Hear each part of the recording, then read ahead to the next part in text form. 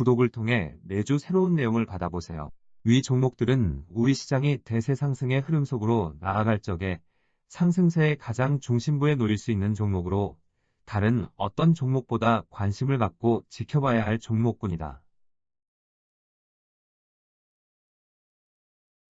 KB금융지주 50만원, 현대자동차 100만원이 넘어설 때까지 함께할 투자자의 모임.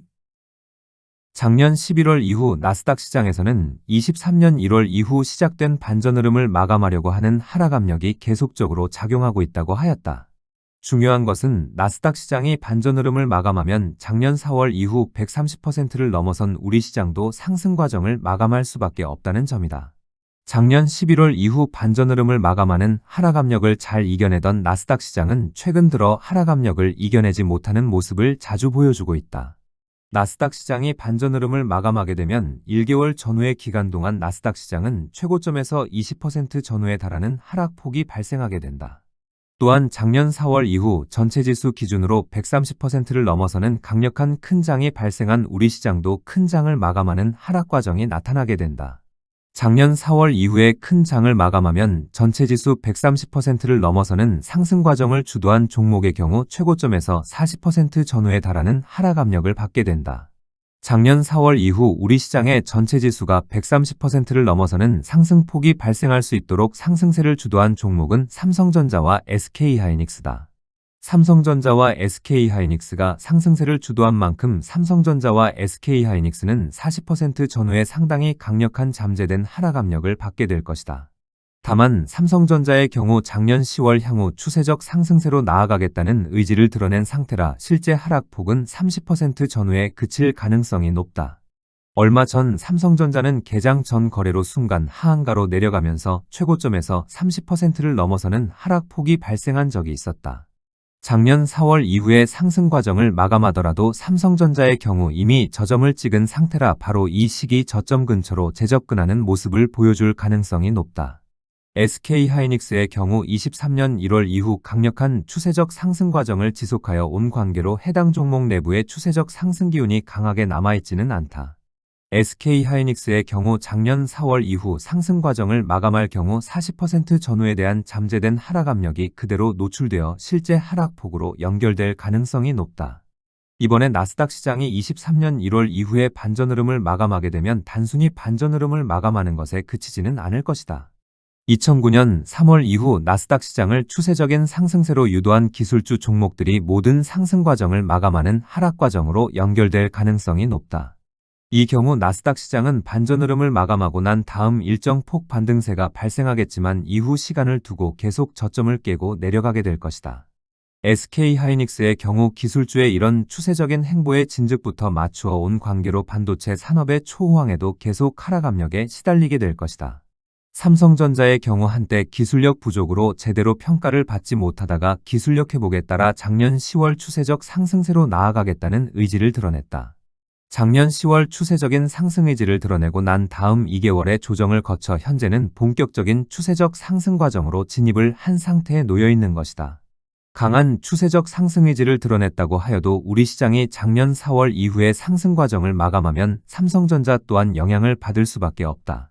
작년 4월 이후 우리 시장의 상승 과정을 삼성전자와 SK하이닉스가 주도한 만큼 삼성전자 또한 강한 하락 압력에 큰 폭으로 밀려날 수밖에 없는 것이다. 다만 삼성전자 내부에 흐르고 있는 강한 추세적인 상승 기류가 이런 하락 압력을 막고 나서 삼성전자의 실제 하락폭은 30% 전후에 그칠 가능성이 높다. 삼성전자의 경우 2016년 전후만 하여도 대만의 TSMC의 시가총액보다 다소 높은 편이었지만 기술력 부족으로 기술주 흐름의 중심부에서 이탈한 바 있다. 바로 이 시기 경쟁업체인 TSMC는 기술주의 중심에서 추세적 상승세를 지속하여 시가총액이 원화 기준으로 2,700조에 달하고 있다. 작년 10월 삼성전자는 기술력 회복에 다시 추세적 상승 의지를 드러냈는데 파운드리 사업부 점유율만 30%에 접근하면 향후 제대로 된 평가를 받을 수 있다. 삼성전자의 경우 작년 4월 이후에 부담을 덜어내면 추세적 행보를 계속하게 될 것인데 시가총액이 TSMC 수준에 근접할 가능성이 높다. 삼성전자가 이런 위치로 접근할 수 있는지는 현재 초호황 국면의 메모리보다는 아픈 손가락에 해당되는 파운드리 사업의 부활 여부에 달려있다. 이런 점으로 인하여 현재 SK하이닉스를 보유하고 있을 경우 하방 경직이 강하고 향후 추세적 행보의 여력이 큰 삼성전자로 교체가 바람직하다고 하였다.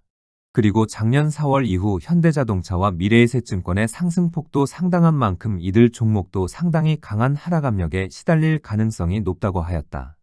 이들 종목의 경우 내부에 강한 추세적 상승 기운이 흐르고 있어 현대자동차는 실제 하락폭은 30% 이내, 미래에셋증권은 35% 전후에 그칠 가능성이 높다.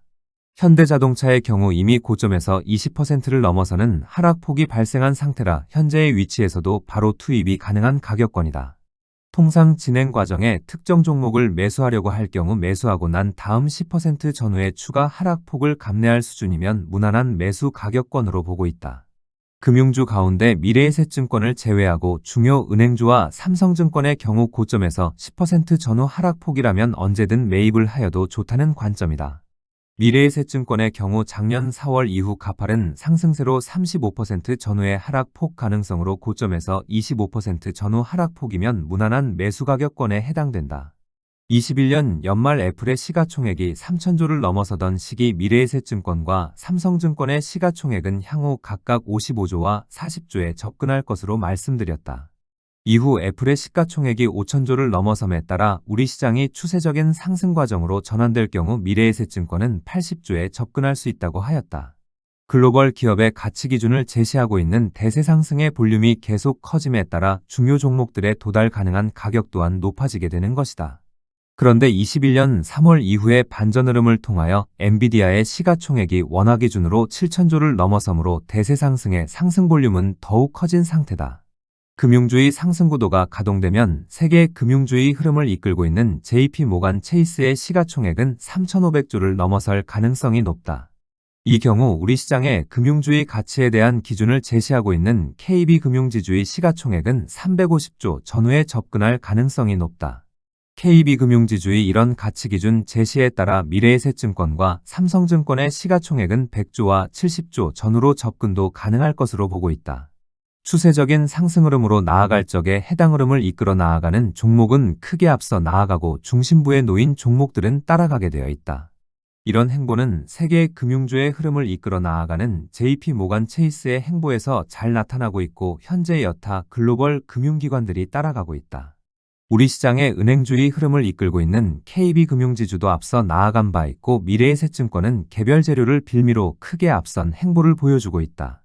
해당 종목의 개별 호재가 겹치고 시장이 이런 호재에 민감하게 받아들일 수 있는 여건으로 인한 것인데 이런 극한 차별적 움직임은 일시적이다.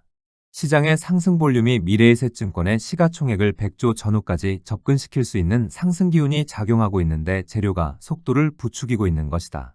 미래에셋증권과 삼성증권은 동일한 흐름에 속하는 종목으로 증권주를 이끌고 있는 미래에셋증권의 흐름에 가장 충실한 종목이 바로 삼성증권이다. 시장 흐름이 대세 상승으로 전환되면 증권주는 가장 큰 수혜를 볼 수밖에 없는 종목으로 해당 종목들이 추세적 상승세로 전환되지 않은 적이 거의 없다. 시장 흐름이 대세 상승으로 전환되면 시중자금이 주식시장에 지속적으로 유입할 수밖에 없고 삼성증권의 경우 자산 측면에서 큰 수혜를 볼 수 있다. 이런 점으로 삼성증권의 경우 증권주의 추세적 상승 흐름에 비교적 늦게 반응을 보이지만 마지막까지 상승세에 적극 가담하는 경향이 있다. 시장 흐름이 대세 상승 흐름으로 전환되는데 제법 시간이 걸리는 관계로 뒤늦게 상승세에 적극 가담하지만 뒷심이 특별히 강한 특징을 보여준다. 최근 나스닥 시장은 한 번만 더 강한 하락폭이 발생하면 마감하는 것으로 가닥을 잡을 수 있는 상황에서 극적으로 돌아서기를 반복하고 있다. 그렇지만 반전 흐름을 마감하려고 하는 하락 압력은 계속적으로 강하게 작용하고 있어 계속 버텨내는 것이 쉽지 않아 보인다. 나스닥 시장이 버텨내지 못하고 반전 흐름을 마감하게 되면 우리 시장 또한 작년 4월 이후의 상승 과정을 마감하는 하락 과정이 발생할 수밖에 없다. 기술주 중심의 나스닥 시장이 반전 흐름을 마감하여도 준비된 금융주의 상승 구도가 가동될 가능성이 높고 최근 이런 조짐들을 보여주고 있다. 최근 다우지수는 비교적 안정적인 모습을 보여주고 있는데 나스닥 시장의 경우 불안정한 모습이 계속되는 것은 시장의 이런 변화의 조짐을 반영하고 있다.